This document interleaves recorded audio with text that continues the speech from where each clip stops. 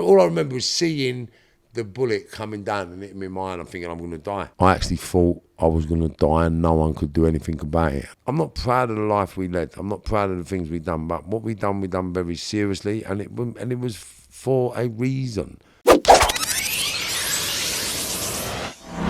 What's going on, guys, and welcome back to the BlueTick show. This is season 2, all about crime, and opposite me today we got the one and only Marvin Herbert. He's known for 20 plus murder investigations. He's the man, the myth, the legend. Marvin, welcome to the show. Thank you for coming on. How are you? Well, my brother, do you know what? To put it eloquently, I've turned out better than I imagined, gone further than I ever dreamed, and I'm doing things I never thought possible. Well, that made me emotional. I'm like, That's serious, yeah? Yeah, man. Like what I'm doing is next level. Like, no one ever thought that I'd do what I'm doing now. Even earlier, you're just on the phone saying you're going to train the Met. Well, not train them. I'm going to facilitate courses with the Met and engage and do things within the Met, with the Met, and I'm going to tell them my story. I'm going to try to create some kind of amalgamation with the community of urban England, the Met, and music, sports, and intelligence, really. So there's a greater plan afoot, and hopefully it'll be received well, because I do believe that everybody wants to make money, live happy, and live in peace. Do you know what I mean? 100%. So if we can create that through so-called unethical avenues in certain worlds and languages, then why not give it a try? Nothing else has happened or worked so far. Yeah. So I do believe that Herbert Marvin Projects is my new CIC company, is going to steer the way towards change for the like-minded youth like myself. Do you know what I mean? It's about trying to change what I help develop, design and create with all the madness on the road today. Do you know what I mean? It's just being a part of that criminal fraternity. For many of the people who don't know who you are, not sure if there is many people, because every single person I've said I'm doing this podcast with was like, oh my God, yeah, I know him. Oh my God, I know him. I've heard of him. I've watched his thing. I want people who are new to your life story to understand, obviously, who you are and what you are. So if we can throw it back to why you're a lifelong criminal, what happened, and if we could take it all the way back to your childhood and explain some memories from your childhood. I'm sure you have some good memories and bad memories. What's going on? I hope you're all enjoying the episode so far. Make sure you all scroll down, hit subscribe. We're trying to hit 10,000 subscribers. At 10,000 subscribers, there's going to be an amazing episode that's already planned in the pipeline. So hit subscribe.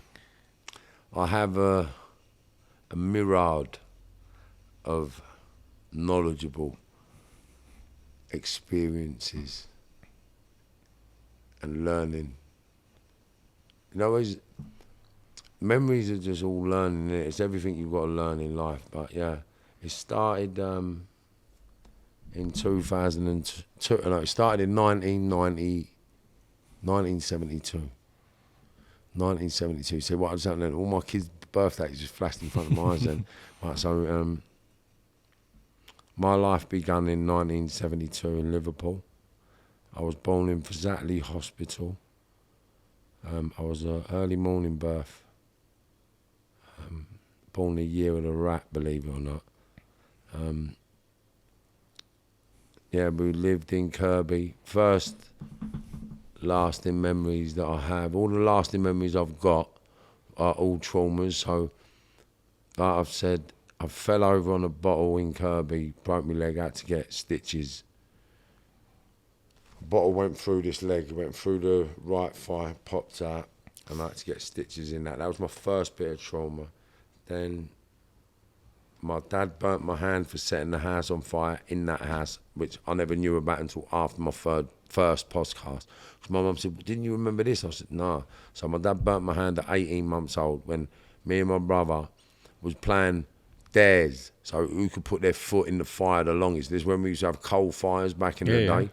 So I put my foot in and held it in there longer than him, but I had a hot rock of coal stuck to my shoe. So as I've pulled it out, the rock's gone into the curtains, is flammed up, and the house been burnt down. My dad burnt my hand for that.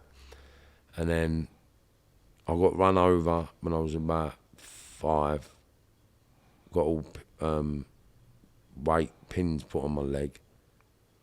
And then I had a pretty, I know it sounds normal, we just had, to me we had a pretty normal, to me it was normal, so getting up, it was very hectic indoors. Brothers, there was 4 brothers and sisters living in one house, so 2 boys, 2 girls, and then my dad's extended family. My dad had kids with loads of women, so my dad had, I believe, 17 or 18 kids, and he's lost 2.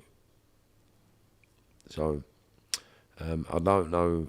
And what was your dad like as a father? Well, I've got kind of split feelings about my dad now, because before I used to hate him, I really did hate him. Like, it gave me the driving force to sort of become the man I become, because of the hatred I felt, because of the abandonment issues I had as a kid, the neglect issues I had as a kid. And then basically it wasn't until my dad died. Oh, wow. Sorry to hear about that. He died of cancer 2016, but that's another story. Was he on a straight and narrow path when he... No, he never was. Put it this way. If you know anything about weed, right? Sensimania weed used to come really hard and black, and it used to be compressed, right? And then that stopped, I believe, circulating after 2016, because my dad died. Because my dad basically done that for years. I remember I used to nick it off him. Like, everybody that knows me from the criminal world when I was a kid knows I used to get all the puff. I used to nick loads of puff from my dad. Like, I had bags of it, like South Kilburn, Swiss Cottage, Camden. Like, I was the man for puff. I used to lay all the kids on puff in school. Do you know what I mean? Because I used to nick carrier bags off my dad. And I'll tell you the story, right? So I used to nick carrier bags of weed and shit off my dad, right? And I used to sell it to all my brother's mates. But I used to sell them carrier bags for £50. A whole carrier bag of it? I was so 8, you never knew the price of it? You were 8, just trying 9, to... 10. I just knew they wanted it, right? So then I goes Haverstock, yeah? So when I went to Haverstock, yeah, we went Carnival, yeah? So we've all chipped in. Up Salamis, right? Kilvanaro, chipped in to get a load of puff. Yeah. About 10, 11 of us, 5 of each. I'm thinking, Big bag of weed. Yeah. Come back with these little strips, bro. And I was like, what the fuck is that? And he was like, that's the weed. And I was like, no. He said 1 each. And I was like, what? I got all that for raw. And that was when the penny dropped for me, what I'd been giving away to all the old lot. So from 11 years of age, I started making proper dough. Did he ever catch you stealing his stuff? What's going on, guys? If you're watching this on YouTube, make sure you scroll down. We're now live on Spotify, so you can watch us while you're driving, listen to us while you're in the gym. Pretty much just listen to us anywhere. And make sure you give us a 5-star review on Spotify. Thank you. Yeah, he battered me a few times, but I was too smart for him, innit? Because what it was, when we were kids, adults don't pay attention to kids. Yeah. 10, 11, 12. They don't pay attention. So I was just listen to them, mate. And find out where all their gear's going, innit? Find out where they're leaving it and all shit like that. Do you know what I mean? And then just, I'll do things like, my dad will go to the gambling house over Church Road, yeah? And then I'd say to one of his mates, let me come with you. Yeah. And he'd go, come on in, son. My dad don't know where I'm going. Yeah. Do you know what I mean? But I'd go with them and clap them out. And then they come back and they'd be like, bro, I lost this thing, you know, I don't know where this thing is. And I'm there like, I wonder where it is. Yeah, I went to stab my balls, mate. I clapped them all out. So now there's a lot of my dad's mates that are going to be seeing all these podcasts, and they're little, it was him. Because when I used to come, I'll see my dad arguing with him. I'll give you X amount. Because puff comes in bales. Yeah. Like a ton is, I think, 35 bales. I don't know. Right, so people don't know. Yeah. Puff comes in bales, right? What's a bale? It's like it's a Moroccan bale. It's like a certain amount. I think it's 35 keys per bale. Okay. Or so, I don't know. It's something. There's certain amount. I'm not. I can't remember all the figures now. Yeah, of course. But I think 35 bales is a ton, which is 1,000 kilos. So do the math. I don't know. Yeah. I used to cut some of the bales and nick bars out. So they wouldn't, like, obviously I was a kid, I didn't think they'd know, innit? I wouldn't know, I'm nicking this bar and that bar. And then there was slabs of, it was like 0, 0, right? It was like soft black, but it used to come in £10 slabs Yeah. and £20 slabs, and they used to use like a big paper cutting machete to carve it up. But then basically, because I used to go to all the lockups, I was a little kid in the car, so everyone wanted a kid in the car so they didn't get stopped by the police. Yeah, because that back in the 80s and 90s, well, 70s and 80s it'd be them. But 70s and 80s, there was no blacks, no dogs, no Irish. So kids needed to be with their kids, with their dad. It was a smother kind of. It was so I'm with my dad going everywhere. So I see where people hid things. So obviously I was going all over London when I was 8, 9. So when I'd see things, I'd think, raw. I'm coming back for that. So I'd go back and rob my dad's mates' lockups and stashes, and they'd all be blaming each other, but I'll be laughing with my mates. So I caused murders in the fraternity for people because I as a kid, I didn't realise what I was doing. So your dad was making a lot of money. My mum, listen, you don't see again. Yeah, this is another thing. No one makes no money in that game. You know, on the road, you only make money if you're at source, and you're not even in England. You make money. If you're in England selling this shit, you're not making no money. You're not making no money. So all these big drug dealers who are saying they're making money. They're talking shit, mate. They're talking shit. They're talking shit. Now, I'll ask you a simple rationale. So if you could buy a product for £7,000, right? £7,000. And then you can sell that product for £18,000 there. Yeah. Why are you bringing it on? £7,000 here. Yeah. And you can sell it for £18,000 here. Why are you bringing it home? This ain't nowhere near home. Ain't nowhere near home. Why are you bringing it home? It makes no sense. Right, why? Because it's not yours. Yeah. It's not yours. So you're getting put on here. And then you're bringing it back and you're paying the 18, not the 7. No, you're not. No, you're not. Are we paying that? There, you may pay 24 to 26. So then you got to sell it at 30, yeah. No, you got to get it home first. Oh, shit, yeah. Yeah, so a couple of quid goes on top of that. So you're making fuck all. Okay, but you told me they make loads of money. True. True. Do you see what I'm saying? Okay, fair so enough, only one portion of that game makes money. Only the big boss makes the money. No, it's not even a big boss. No, it's not. No, it's not. Because everything's a network. It's the same as any company, any business. It's all a network, and it's about profits. Simple. So if you keep the business attribute applied to the product, then you don't fail. When you start going street, back door, cheap, sell, it falls apart because the system's gone. So what they could do, and I'm not suggesting it by any means, right? So watch. All the London villains, all the English villains, all the proper villains, right? What they could do. Right? Now, I'm not saying I've done this, I'm not saying I know people have done it, but this is a reality. So what they do, they pay £7,000 here, they get a load of grub from over there, £7,000. And what they do, they get a load of bits, that are dispensable product. Because they've got their millions of pound profit. So what they do with a dispensable product that they can burn, they give it to their mates. Say, get on your feet, son. Sell it for what you want. Do they do that? Nah. Because they're not businessmen. They're all scumbag, grooming, no good. Every single one of them. But now, I weren't the biggest of the tree. I weren't at the top. It's the ladder, right? But I'll tell you something for free. I never had to touch anything. I never had a kilo of gear in my car. Never. I wouldn't be 10 miles within a bit of product if I'm at source. If I'm at source, why am I going near the product? Yeah. If I'm at source, why am I going near the product? Right, so you hear a lot of things on platforms about people and strategies and systems, but I'm not here glamorising my life because I waste my life as a load of shit. But what I do see is a load of nonsense. It's a load of nonsense. Now, what you do see are drivers, logistics, pilots, and tools. That's all they were. Pilots, delivery, tools, and logistics. That's it. They all got burnt. They're all washed up. And everyone's nosed up, mate. So if you was never around the product, and you never, how come you have done? How long have you done inside total? 14 years in total. And how did you? Was any guns of that, and violence? So none of that was drug related. No. You never got caught nothing drug related. No. Oh no, I'll tell a lie.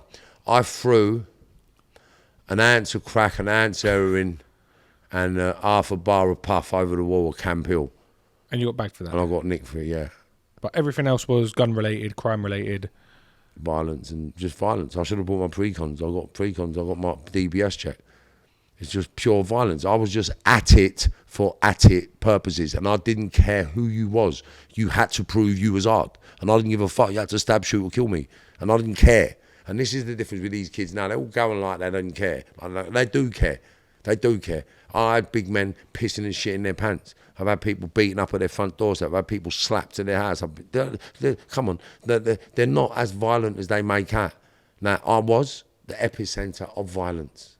You just didn't give a fuck. No, it wasn't like that. Well, it wasn't I didn't give a fuck, yeah. It was I couldn't afford to give a fuck. Why? Why? Why? Because no one fucking asked that question. And I'll tell you why. Because I was on my own. Me, yeah? Little old Marv. Mad Marv. Nutty Marv. I don't think people call you little anymore. No, but what I'm saying is I was on my own everywhere I went. Yeah. I had it with everyone on my own, bro. Yeah. Do you know what I'm saying? So I never needed firms. I don't need firms. I invited firms away. I invited firms on holiday. I invited firms to do shit. I invited people to earn money. So I mean, I give people opportunities. No one's given me nothing, bruv, apart from one man, Daniel Kinahan. He's the only man on this planet that's given me anything. Do you know what I mean? And he give me life. Yeah, he give me life. And I don't give a monkeys about how much trauma or drama that they're going through or how much that they're getting. He's my pal. He's my friend, he's my family, and I'll never deny that man for as long as I live. Like, that man's done everything for me to put me here today. Do you know what I'm saying? And I can never forget that. And no disrespect to anything or anybody or anyone, but I'm going into the Met Police next week to the cadets. I've just done a passing out parade in December. I'm going in again to talk to some of the young cadets about what they're about to get involved in, and then moving forward I'm going to be doing other things. And stay tuned, because ITV 9 o'clock on the 17th of January, Marvin's on ITV, son. Serious? Yeah, I'm on ITV, son, yeah. And then, you know what the thing is, if someone told Marvin 30 years ago you're going to be going into the Met Police speaking to the cadets, you would have laughed in their face. Mate. You would have laughed in their face. I wouldn't have laughed, everyone else would have laughed. As well, yeah, I mean, but you would have said, fuck that. It was never... I never, ever, and I'm telling you, I never even imagined going straight. I actually lived, breathed, and ate that world, and that's why I'm glad I was me, because there weren't no one in it that was like me. Like, there were similar people, don't get me wrong, along the way in different countries, yeah? But in England, no, we weren't. I was anything. I was Marvin Herbert, and no one could take a fucking liberty with me. Those that tried, learnt they couldn't. In the grace of God, I should say, yeah? Nothing bad happened to me. But the eye situation, everyone's seen you talk about what happened, where you got shot in the face, in the head. Yeah, well, got shot in my eye, bruv. Got shot in my eye. Point blank range in the eye. That's what I'm saying, Joe. Tell us that. Oh, sorry. No, sorry what, you know? See, you ain't even a man yet, bruv. Your balls ain't dropped. So how did that happen? I got shot in it. Right, so, obviously... living a life from a kid, Liverpool, moving up to London, I was very sort of isolated growing up. I felt abandoned a lot of the time. I was very insecure in my identity. So I had to find ways to fit in. And I learned very young and very quick that violence was a good way. People needed to be protected. People liked people that could fight. People liked to tear up, and I liked beating people up for people that I liked. And it was just one of them things. I fought people's battles, and I was one of them people that enjoyed it. If you thought you was bad, I'd find someone that didn't like you. Yeah. Do you know what I mean? And I'd say, do you like him? I'll tell you what I'll do. I'll deal with it. Give me this and give me that, I'll do it. Give me this and give me that. So I had puff, sniff, drink, clubs, cars all around the world for helping people. I said, listen, if I ever asked you for that, never blank me, you know. You fucking squeak. You know what I've done for you? One of them moves, you know what I mean? I was very manipulative. So if I wanted something, I'd give you something so you could never refuse me. Do you know what I'm saying? So I was very calculated as a kid. I wasn't stupid. So everything was double loaded with me. Everything was prepared well, but everyone benefited. Yeah. I never took anything from anybody, and that's one thing I can stand and say, and everybody knows that. Do you know what I mean? I've got close friends that might have a little gripe about money they never got paid when we were kids, or like little things like that. Of But course. there ain't a man on this planet that can say about I owe him a penny. Well, like I said, people from my childhood can, because I can't remember who I owe from when I was a kid. But I know in business, seriously, when I got involved in the serious nature of stuff, I never owed no one nothing because I got my own bits. Do you know what I mean? So I robbed my own vans. When I've robbed security vans, I've robbed security vans. Do you know what I'm saying? So I never waited and done nothing like that. I went out and done it myself. I got arrested, and then I got put under investigation for maybe 2-3 years worth of armed robberies. That never materialised into a conviction. A couple of shootings, a few murders. Did you ever get convicted for a murder? No. Never been convicted? No. This is another thing, right? Now they've covered their tracks with this association law. Because if this law would have been out when I was about, we'd all be fucked. Do you know what I mean? But in the 80s and 90s, everyone was getting shot and killed. It weren't uncommon. It was normal back then. It was normalised back then. It was part of our world, and it was part of our reality. We learned to accept it, live with it, and cry a tear, get over it, sort of thing. Do you know what I mean? Like I've said before, is barbaric insanity. Do you know what I mean? And it's sad to believe that I believed in that life for so long, if that makes sense. Yeah, Do you know what I mean? It's just madness. And it's because I was always searching for better and always wanting better. Nothing was ever good enough. So when I met all the villains throughout all my journey, they was never good enough. And that's why everyone always says Marvin thinks he's better than everyone. I don't think I'm better than everyone, but that's not good enough for me. What was it like in prison? So prison started in 1985 for me, yeah. 1985? Yeah, so I went away in 1985, and basically in 1985 I was a gun-carrying, gun-slinging, crack, cocaine head, ecstasy, dressed exactly the same as this, believe it or not. No, seriously, I'm not even joking. Yeah. This is how I dressed. I've dressed the same forever. You've never changed? No, and I haven't. And everyone that knows me will tell you, no, he's dressed the same all the time. Brown shoes, jeans, leather jackets. Like, that's your outfit? Yeah, it's just, I've got, now it's brown and blue, everything's blue and brown. Like, do you know what I mean? It's always been the same aqua skirt I've always wore. Do you know what I mean? So I've always dressed a certain way. I've always looked a certain way. I've never changed the way I look. I don't wear loads of different brands. I only wear simple stuff. Do you know what I mean? So the way I've looked the same way forever. So even these, I wore these forever. We wore these in the 80s and the 90s. Do you know what I mean? Like, so we was just self-developing young kids, and we grew up in a world where character, charisma, and insight got you into everywhere. And because we started making money very young, we learned a lot by travelling. Do you know what I mean? So I travelled all around the country, travelled all around Europe, and we just made money and done things. Like nowadays they don't do nothing. They're a bit sort of dormant, the youngsters. They're kind of lost. Where we had a bit of direction. We were going places, we were doing things, you know what I mean? But when your life did obviously pause and you went to prison, was that a bit of like a kick in the face? Like, fuck, they caught me. No, it was like, fuck it, let's see what it's all about now, innit? So, fuck it. Because the worst thing they could do is put you in prison. They put you in there. Was it hard for you? They put you in these holding cells. I can't remember the name of them. But you go to these holding cells, then you go Feltham, Rochester, and all these places, right? And I remember going in there, and I had a cashmere jacket with leather sleeves like this. Yeah. From Gant. Right? I'll never forget it. So I had a Gant body jacket, trousers, and I walked in, because you used to be able to take snap, 200 snap, and my brief then was sweet, so I had my puff, my brief, everything was sweet. So I walked in, and now I'm going into a holding cell with loads of people. So I thought, if anyone says anything to me, just do it, yeah. So I mean, so I walked in, he's gonna be, you got a snap, mate? So I just switched on. I said, want what? He went, snap. I said, for what? For what? And he's like, only one. I said, I ain't getting fuck all, mate. What? He's like, no, I'm all right, mate, cool. I said, don't anybody fucking ask me for nothing in here, because I don't know none of you. I want to talk to no. I just sat down. I thought if someone said something, he's got to kick off. No one said nothing. Then we got to Feltham, and then a couple of people come up to me in Feltham and said, oh, do you know this one? Do you know that one?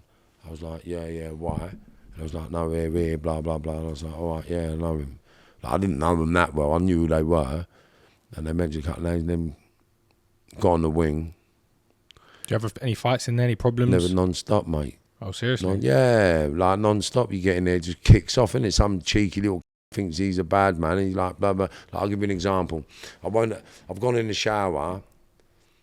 I walks in the shower, there's a geezer in the shower, right? There's one shower and there's about 20 showers. So I walks in, I said, you going to be long, mate? He went, no, not too long, mate. I went, all right, sweet. So I've sat on the edge of the thing. He's washed his hair, washed himself.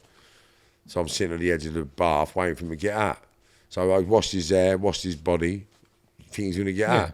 Right? No. Starts again. Well, yeah. And then he put conditioner on. And he's telling me about wait for my conditioner. I said, bruv, come on.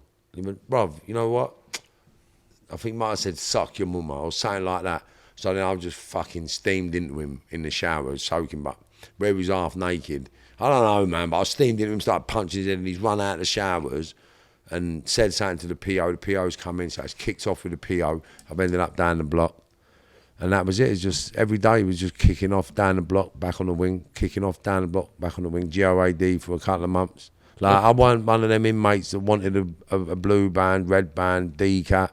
You didn't give a shit about none of that? No, I just sold gear and got out. I made money when I was in jail. They're probably happy to get you out. Yeah. They're probably happy they didn't to like get you me out. then. Yeah, that's what I mean. Yeah. They probably thought, no, prison for me was just another stomping ground of networking growing up. Do you know what I mean?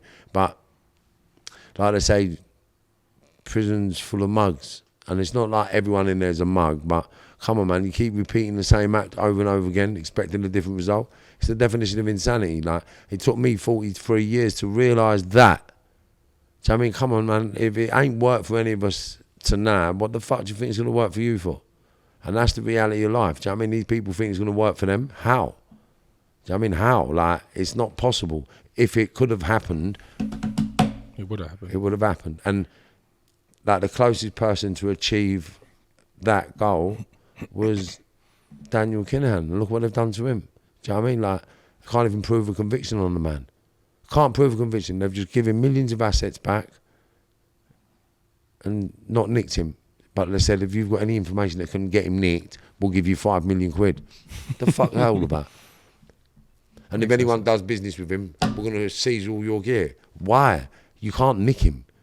You can't convict him. Why? Because he's done nothing wrong. Do you know what I mean? Like, at the end of the day, he's not doing anything any different than any other country on this planet. Marvin, can you tell us the story of the eye incident when you got getting shot? Yeah. Well, it depends on how deep you want it to go. Tell us the day leading up to the incident. Right, so I've gone gym. I'm doing some running about, some logistic stuff for my people. We're sorting a few bits Is this out. in the UK? No, in Spain. It's in Marbella it was. Yeah. So I'm running about doing a few bits. And I get a phone call.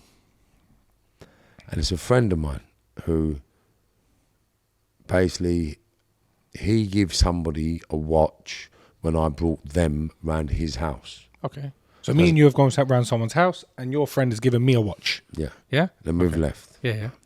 Now, I've given you the money the following day to go and pay for the watch. Yep. And I've not gone. 2 months later, my mate rang me up and said... What the fuck's going on? Where's my money? No, he said, Marv, I ain't being funny. He said, is your mate going to drop that ready round for the watch? I was like, what watch? When the watch...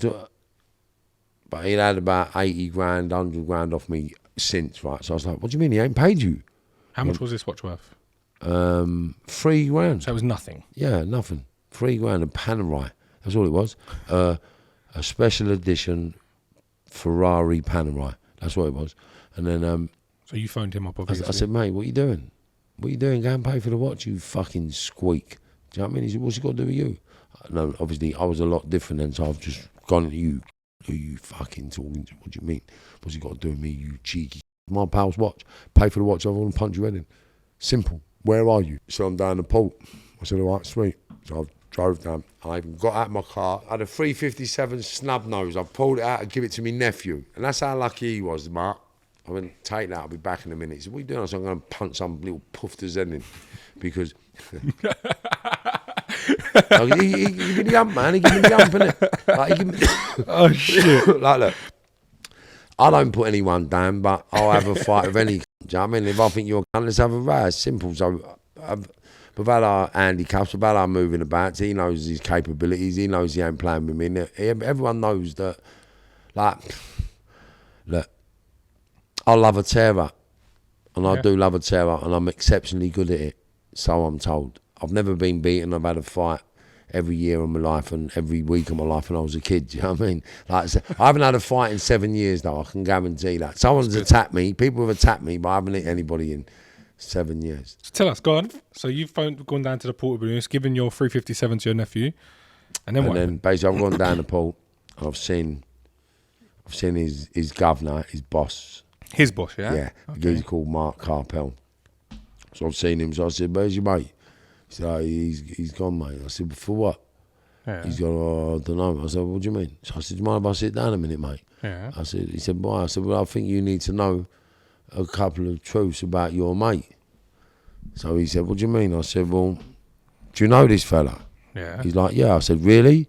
He said, "Yeah." I said, "Well, do you know he's been given, I don't know, I can't really remember, it must have been a couple of $100,000 in a couple of months, because I used to earn a lot of money, I used to collect a lot of debts, I used to like collecting debts, so I used to take all their watches and cars." Do you know what I mean? And I used to love taking a bad man's watch and car. Just turn up, tooled up, man, and say, "Take off your watch, bruv.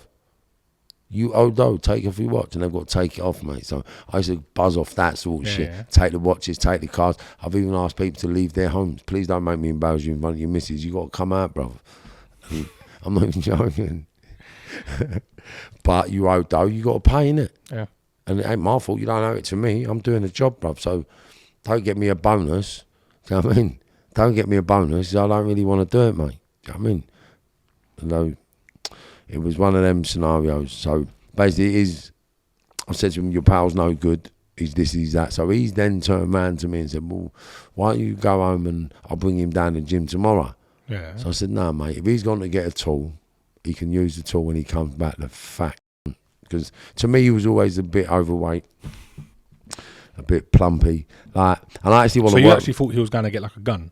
No, I thought he was going to get a bat or a blade, or I didn't think he'd get a gun. Yeah, I thought, because we trained in the gym together. He was working with my driver. He drove with me everywhere. Do you know what I mean? Like, he was working. So he with knew me. what you was about as well. He was working with me. He was working with me. He knew he had to fucking kill me. This kid. Do you know what I mean? He was working with me.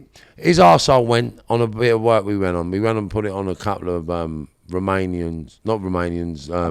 Bulgarians and Russians for £3.5 million.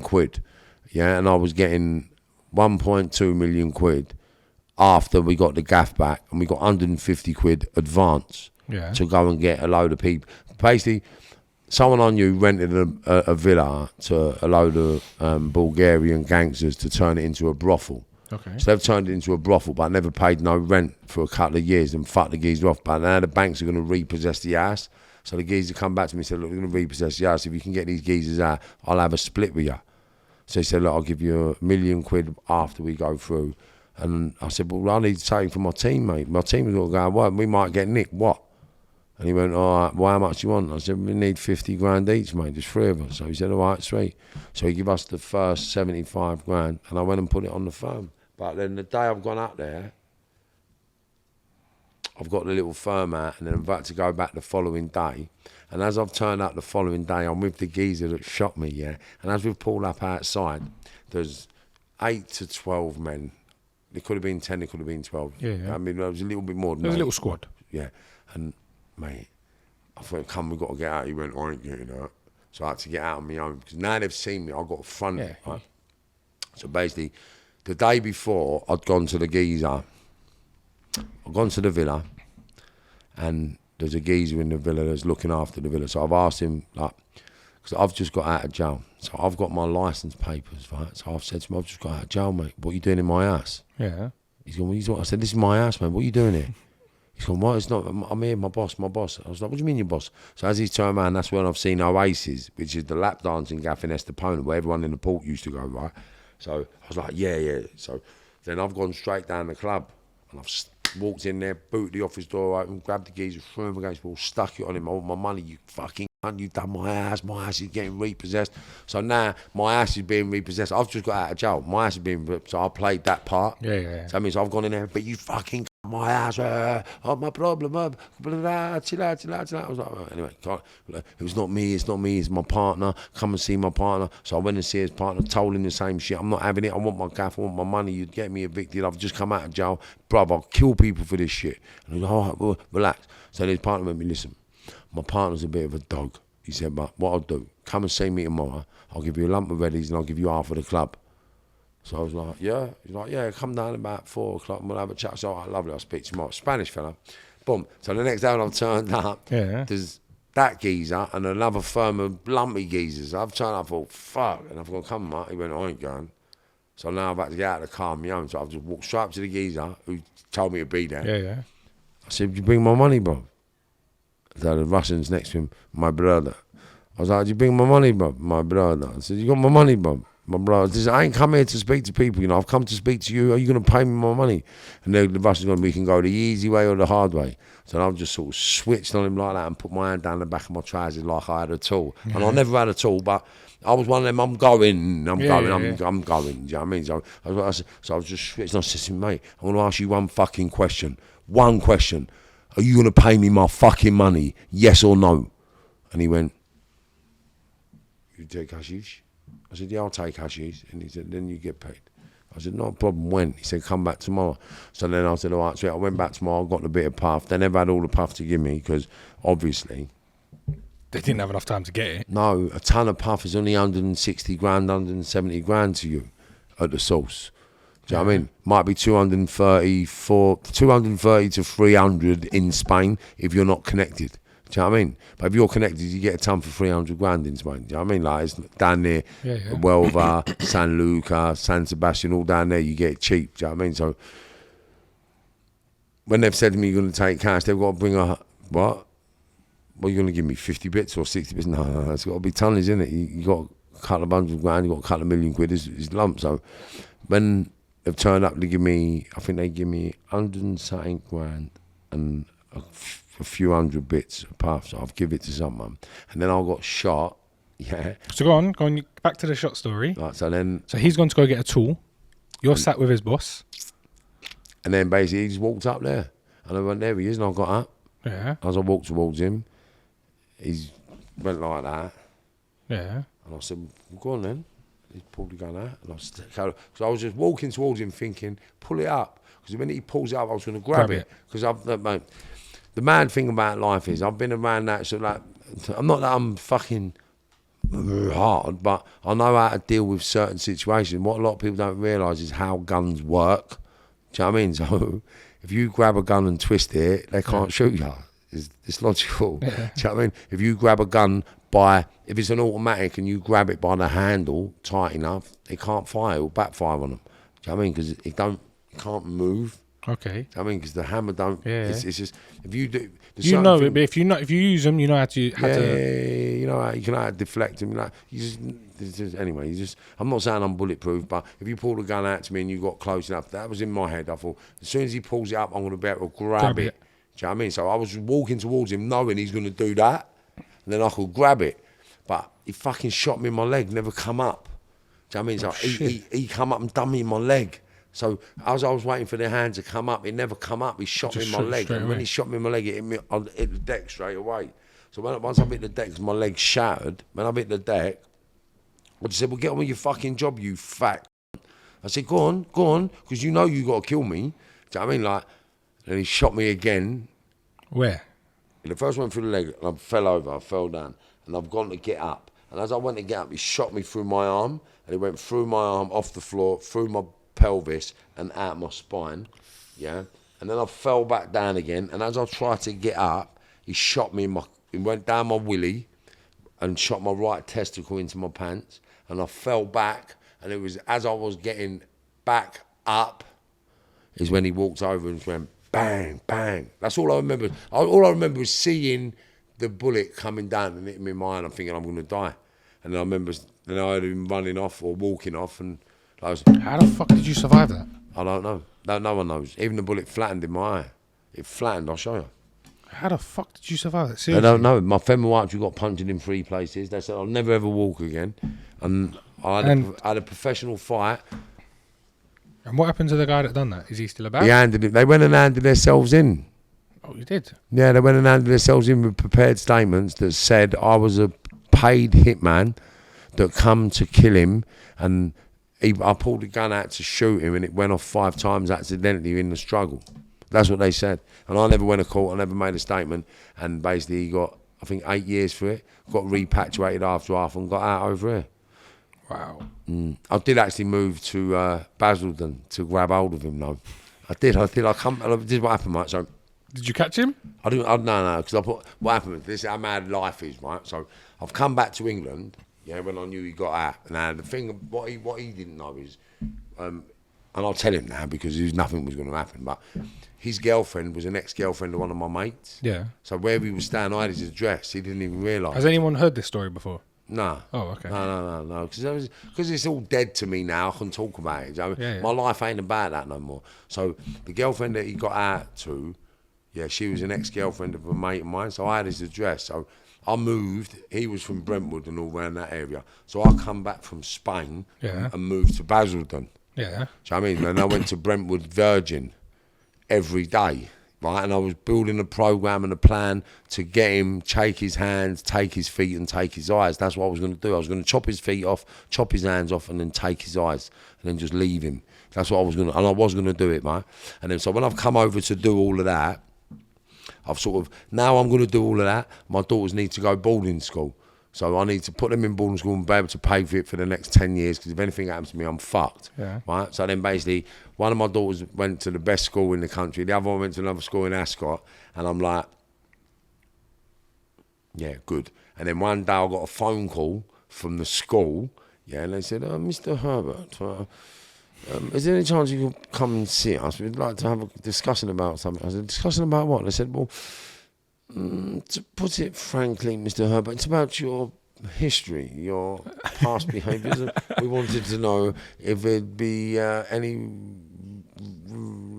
issues. No. The schools, I weren't like that.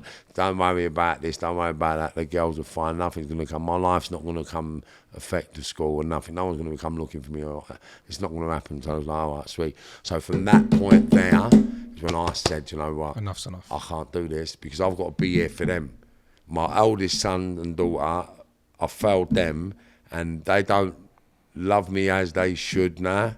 Do you know what I mean? They only love me how they want because of what they believe. Yeah. Do you know what I'm saying? But if they knew what I've been through and for why I've done it and they actually understood me, which they will eventually, I think the relationship will grow then, so before this podcast started, I said to you, Marvin, at the end of the podcast, I'm going to ask you one question, yeah? And I said to you, I want to know who is the most powerful person you have in your phone book. Depends what field you want to... You've already phoned Harry Redknapp live on the podcast, which, listen, that shocked me. I got to be fair with you. I was like, when you said, hey Siri, phone Harry Redknapp, I was like, yeah, right, in your dreams, and then boom. Yo, what's going on, mate? I was like, oh shit, this guy knows Harry Redknapp. Call Harry Redknapp. Calling Harry Redknapp. Mobile. Nah. Man's calling Harry. How we doing, Harry? I'm absolutely amazing. I'm just sitting with one of my pals about to do a podcast, right? And they didn't believe I knew ya. Daniel Kinahan. To me, he's my friend. Do you know what I mean? So, yeah. I don't care what he thinks of me. I really don't. Do you know what I mean? But what he's done for me, and this isn't financial or criminal, because we never made money together, right? We never made money together, right? I always made money on my own, made money myself, done things myself, right? So, my relationship with him was more about morals and principles. Do you know what I'm saying? That's what it was, morals and principles.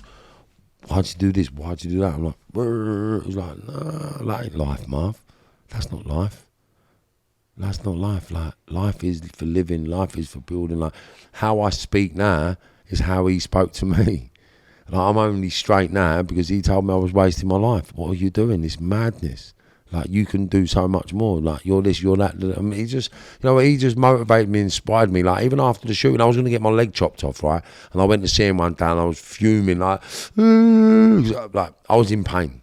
Like, I was in pain like you couldn't imagine. I've gone to see him one day and I said, look, Dad, like, I want to get my leg chopped off, mate. Like, can I get a bit of help to get this leg chopped off? I want to get a blade, though. But I ain't got the readies to get a blade. I don't know how much, there might be a couple $100 grand, blah, blah. I want to get my leg chopped off, get a blade. But no, the Pretorius blade. So I went to him, I said, look, I ain't got no readies, but I want to get it. I can't get about it. It's painful. I can't do this, I can't do that. And he said to me, Marv, do you know what?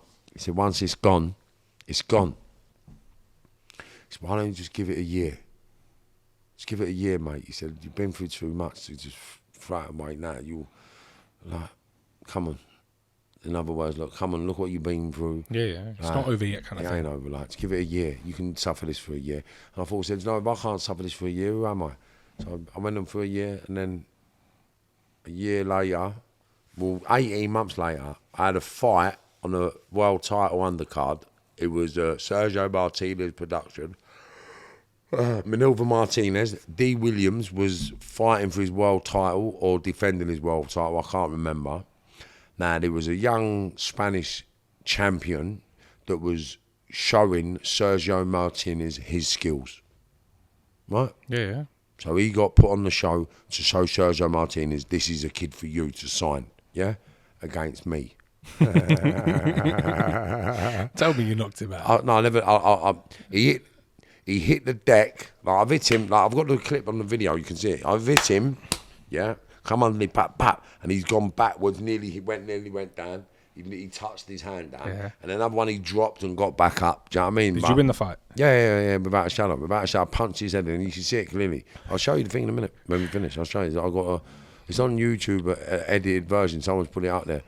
The highlights. I just punched his head in, and he retired. And then when we come out, I've gone to the changing rooms after. He's sitting there, and I've gone like that. Took my finger out because you ain't even seen my limp yet, have you? No, I didn't see your limp. No. See. This is what I'm saying to you, because look, I'll show you now. On that leg, I'm 6'3". Yeah.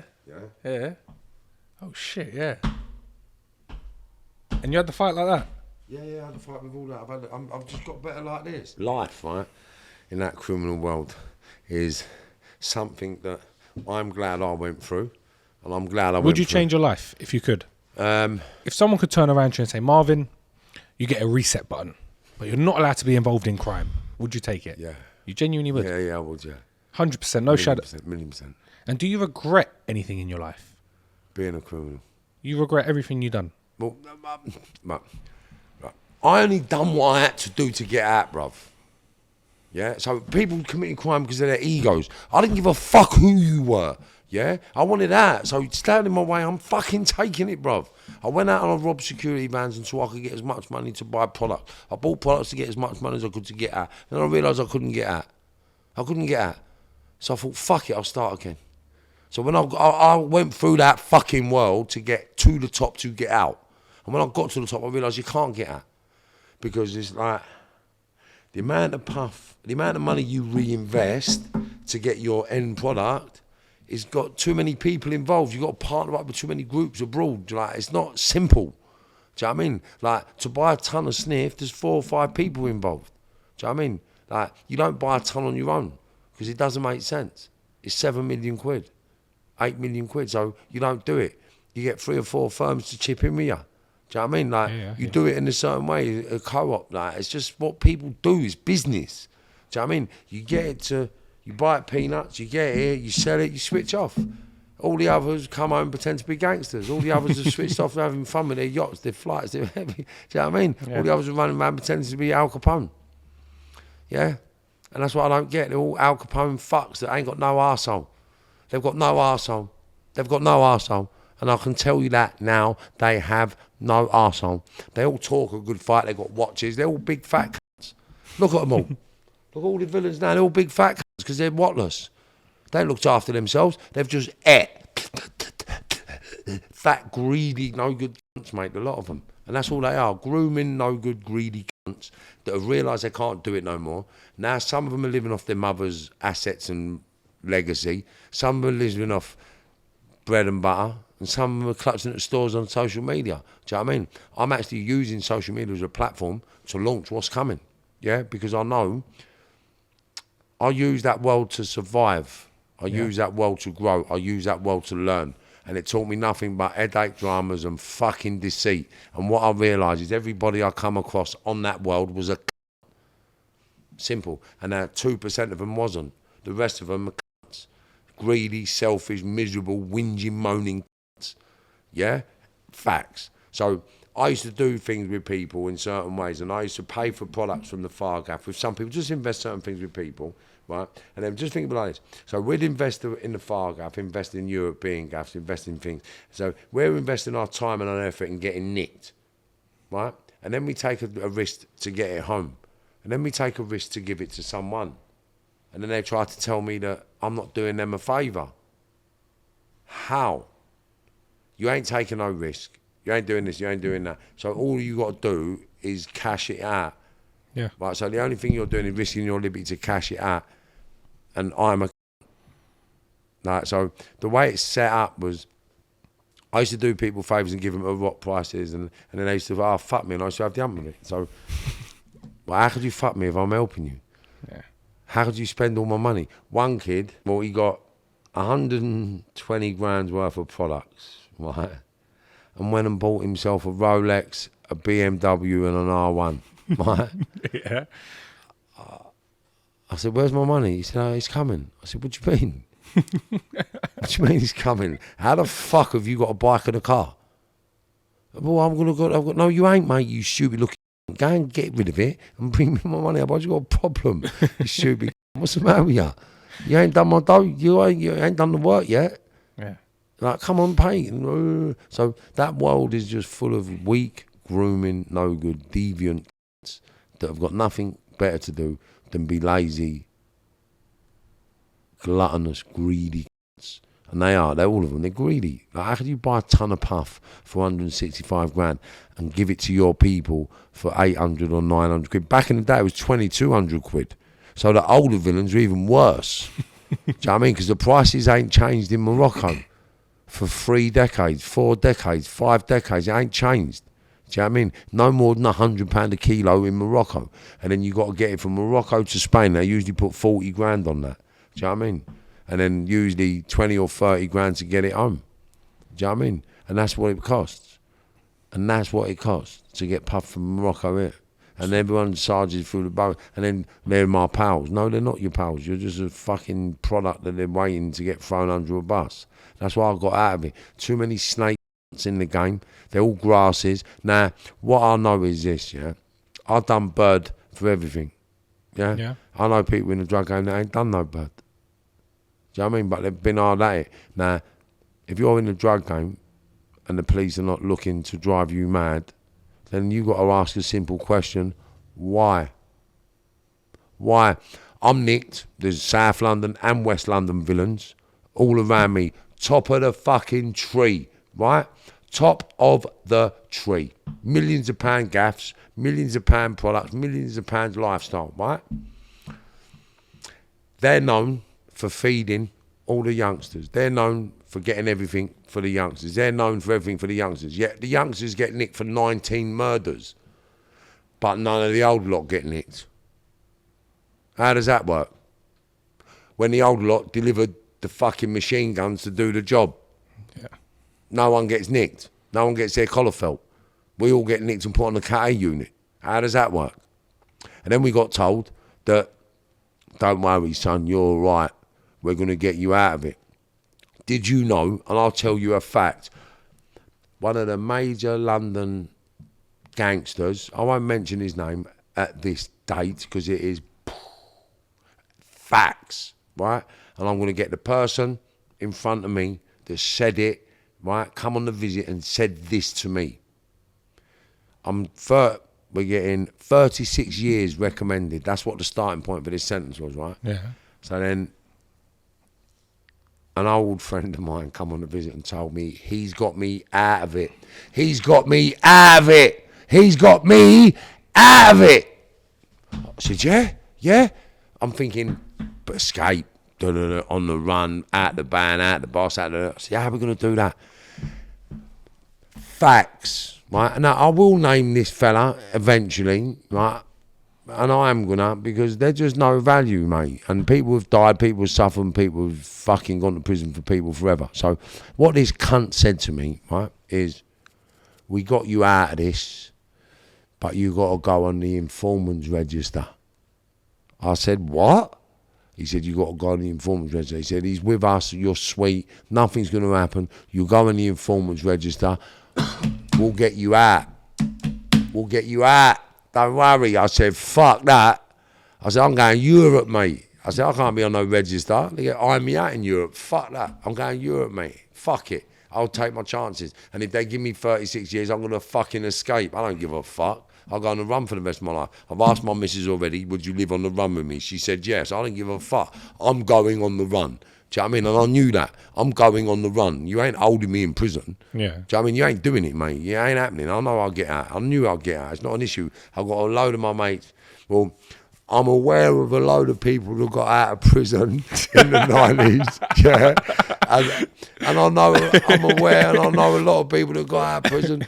And in fact, 3 of my closest friends got off a sweatbox, and another 16 got off a coach. So I know people done things, and people escape from prison. I know people escape from Pentonville. I know people escape from Feltham. I know people escape from Scrubs. Do you know what I mean? So I know people that escape from prisons. So I knew I would have escaped. So I said, fuck that, man. Fuck that about informants. There's over 10,000 informants in the UK that are getting Let me paid. explain something. Right now. So they're not called informants no more, and they're not called grasses no more. They're called covert intelligent sources. It all means the same shit, though, Yeah, innit? covert intelligent sources, right? There's some people that don't even know they're informants.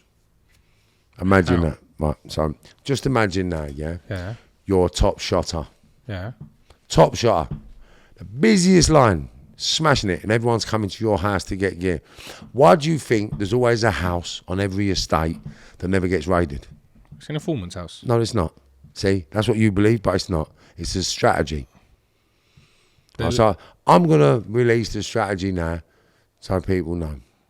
Go on. Right. So you're serving up. Yeah. You're serving up the creamiest gear. Everyone knows you've got the creamiest gear. So I'll just leave you. Let you serve it up. Then I'll wait for Mr. Big to turn up. Then I'll follow Mr. Big to Mr. Big. Then I'll follow Mr. Big to Mr. Big. Do you understand? That's what they do. Yeah. So they get the network, and then they get the big people. They get that bit of network. Crash. Don't nick you, though. Yeah. No, because you're going to go and find a product again. You're going to find a product again. Yeah. And then you go back to work. So you're like a sweetgrass without even realising it. Yeah, it's true, to be fair. And that's all they do. It's just systems. Business systems. Business systems. Even prison is a business system. It's a system. So I'm learning all these systems now, and I'm using them in my benefit to help my youngsters and our youth to not commit crime. So that's what we're going, what we're doing, and how we're doing it. And it's just next level stuff we'll be doing now. Marvin, truthfully, I could sit here and talk to you all fucking day, because your stories are... Do you know what it is? It's crazy meeting someone who has actually lived it. Because there's a lot of people who you can speak to and they've been in prison for 2 years. They've been in prison for 1 year. And they've not reoffended, which, that's good. Yeah, I respect people who, they make a mistake, they come out and they change. But you've lived a life that only very, very, very, very few people can say they've lived a similar life. There's not been a man I've met in my lifetime so far who has got stories, and I know people that vouch that your stories are real as well, so it's not like you're sitting here bullshitting me. No, come on. I know people who have said, yeah, his stories are true, listen to him. So it's crazy to sit here and talk to you, and the way you've changed your life around, just on a positive note with what you're doing with the youth, is mental. If you can do it, anyone who says they can't do it can do it. Yeah, and no, I got a mentor and a young kid now. You're going to have him on his next level, and I want to bring him through now. So off the back of me, I'm going to create another product called Luke Collins Walker. Yeah, and he's next level. He's next level, young Luke. And I'm mentoring him to success. So I'm going to have a product to show people what I can do. live, real live, everything. Because it's not about the crime shit. Like, all these cunts that go out and they're out drinking, sniffing, partying, it's all for what?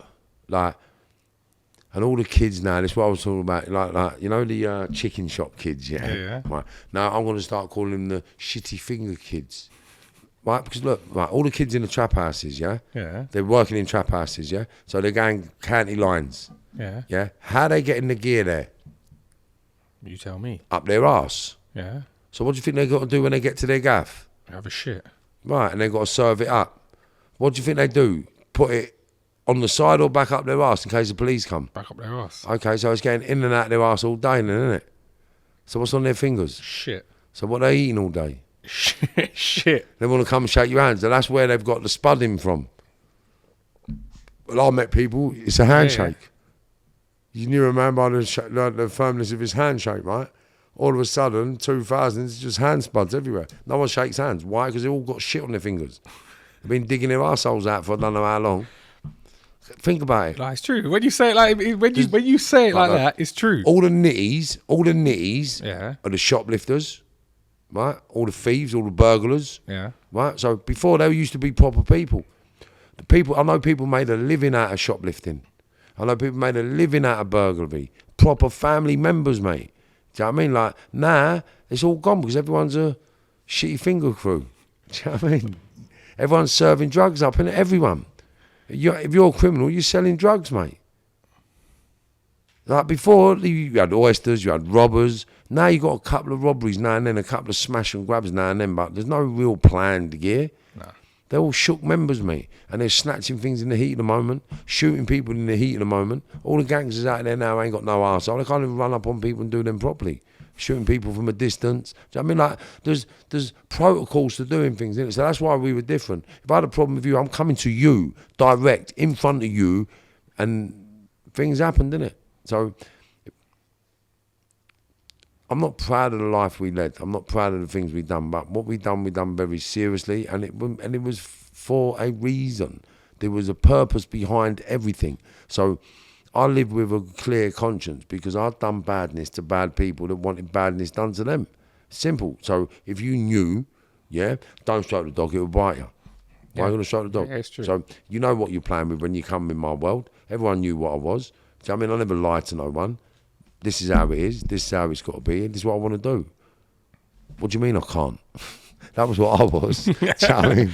Listen, So, Marvin, it was a pleasure having you on here. Genuinely, I could talk to you all day and we could go around for hours and hours, but we need to end it somewhere because there needs to be a part 2 in the future.